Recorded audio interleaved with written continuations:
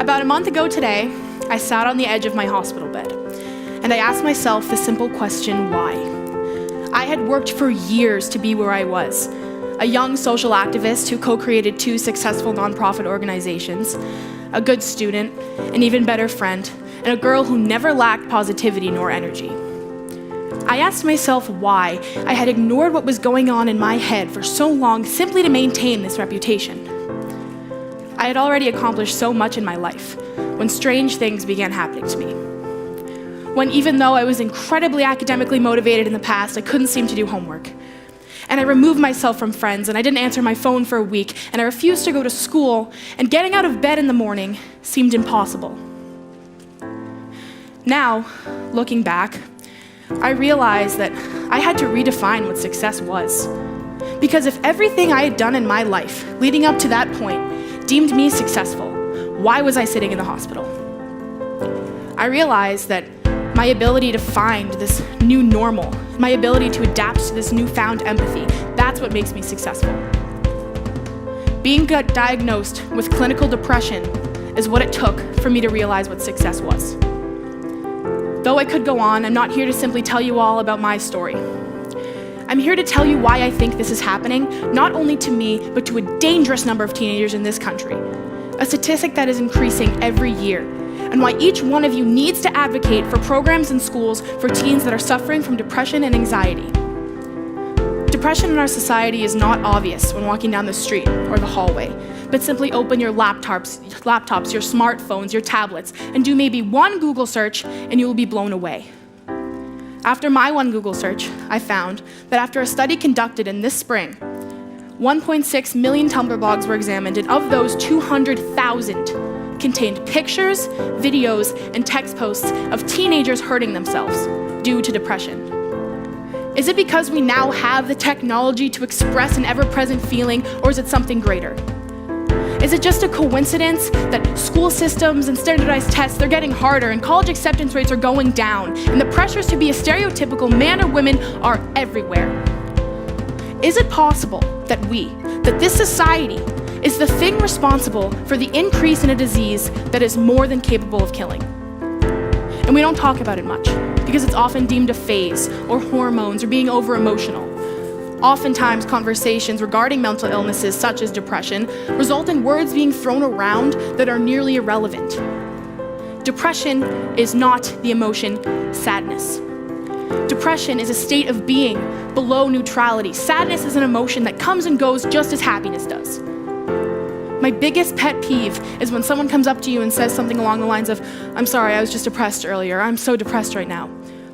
Depression does not just come and go, it's there. And it is the 3rd largest cause of death among teenagers in this country. 4,400 kids commit suicide a year, and for every one of those, at least 100 attempt. So now I'm standing here asking you all the same simple question I asked myself when I was in the hospital. Why? But this time it's why we're not doing more to prevent this. My school has a bridge program for kids that are transitioning in from an extended absence. Many of us have suffered from severe depression and severe anxiety, and many of us say that the program has saved our lives because it puts our mental health first.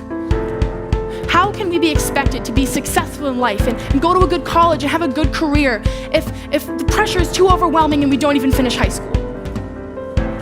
Bridge talks to our parents, our teachers, anyone we need to know what is going on in order to help us cope. The Bridge team consists of an academic coordinator who has the weirdest taste in music, like this guy is either listening to Bob Marley or like tribal music, there's really no in between. We have a mental health specialist who is obsessed with Mini Butterfingers, an intern who is insanely good at bananagrams, and another intern who, though is very smart and goes to Harvard, has yet to advance past 2 songs on the guitar this year. But even so, these 4 people have become a both necessary and life-changing asset in mine and other Bridge students' lives. I'm here today to ask you all a quick favor to advocate to schools, advocate to your school boards for these programs.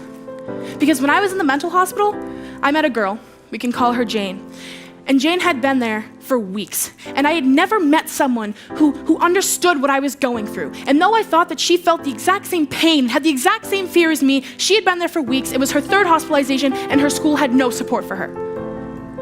I told her about Bridge, and she was blown away that something like that existed. We shouldn't have to wait for these statistics to get higher and the number of teens to skyrocket.